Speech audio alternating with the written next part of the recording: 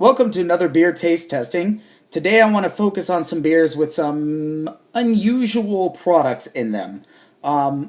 First one I'm going to do is from a brewery in St. Louis that is not Budweiser. It is the Shafley St. Louis Brewery, and this is their Double Bean Blonde. Blonde ales, usually paler in color, very light malts. No, you can't have it, Lily. Say bye. Lighter in color. This one, however, they brewed with some chocolate and coffee. Coffee I've done before, but again, also chocolate, but usually in stouts. So I'm curious to see how those transition to a paler blonde ale. And I can already smell the coffee just from pouring it.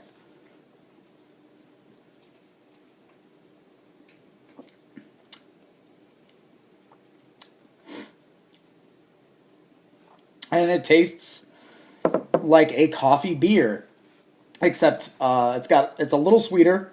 I think they used actual chocolate nibs in it, or chocolate bits, as opposed to the chocolate malts, which are just really, really dark malts, like you see in a lot of stouts.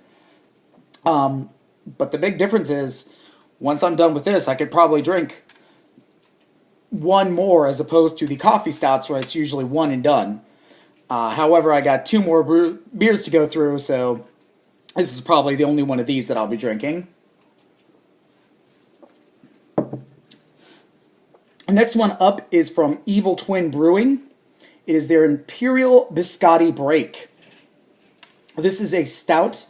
They brewed with, again, more coffee, but this one has almonds and vanilla in it. So it's supposed to be a little like a... gotta use a tool. A little like a biscotti like you would get from a coffee shop.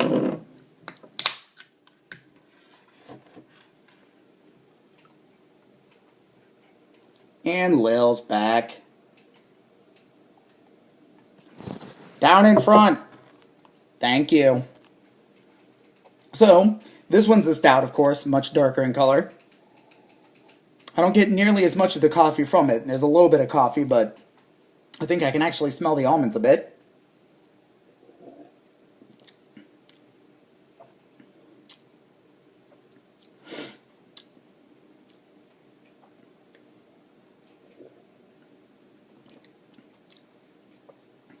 Okay, so this is where I start running into a problem with coffee in beers. I like the smell of coffee. I like some of the taste of coffee, but there's that bitterness and acidity to it that does not sit well with me. And unfortunately, this just nails that acidity that I do not like. Whereas this one, you get that coffee flavor without that bite to it. This one, it just... oh, it wallops you. I just had to be reminded of what a good coffee beer tastes like. This last one, I'm a little curious, and I'm a little nervous about. This is from Ballast Point Brewery. They're the ones that made that jalapeno and the pineapple sculpin that I've had before. The other beers didn't feature this as much. They really have a fascination with their skeletons. But this one is Nitro Red Velvet. It's an oatmeal stout that is supposed to be brewed and flavored like red velvet cake. So, of course, it has chocolate and some other natural flavorings. Thankfully, that was an empty glass. But they've also included BEETS in there. So I'm curious as to what kind of...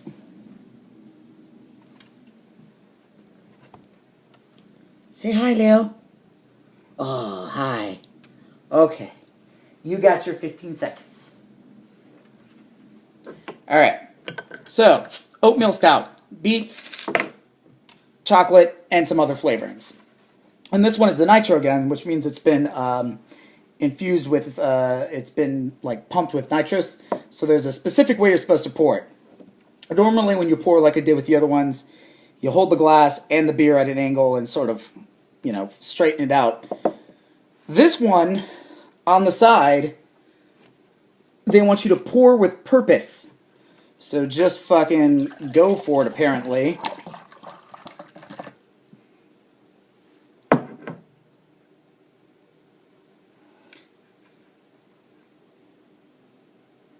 And you can see some interesting things happening in the glass there. I don't know if you can see that or not. As it's sort of... I was worried I was going to get like 3 inches of foam head on there. It stops right about there where it's supposed to. And it's kind of settling down. So that's actually kind of neat. And this is a...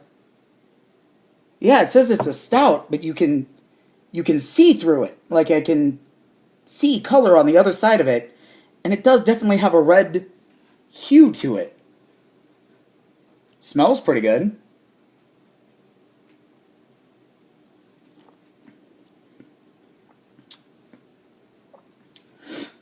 Okay. Okay. It is very sweet. It is actually somewhat reminiscent of a red velvet cake. You got the red cake here, and then the white head kind of forms like that frosting layer. Ballast Point nailed it. Like that is damn good. And any nitro stout you get or anything like infused with the nitro, it makes it incredibly smooth. Like this is a very smooth. Normally there's some bubbling on there or something, but this is just stupid smooth. If you see this out there, definitely pick it up. It's like I said, it's very sweet, but it's only 5.5 ABV.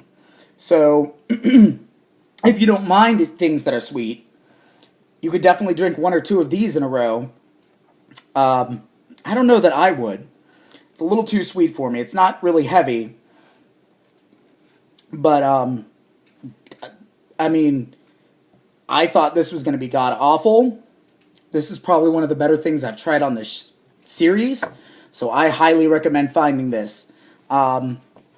Hopefully, the next batch of weird things I bring up will yield something as good as that. I'll see you guys then.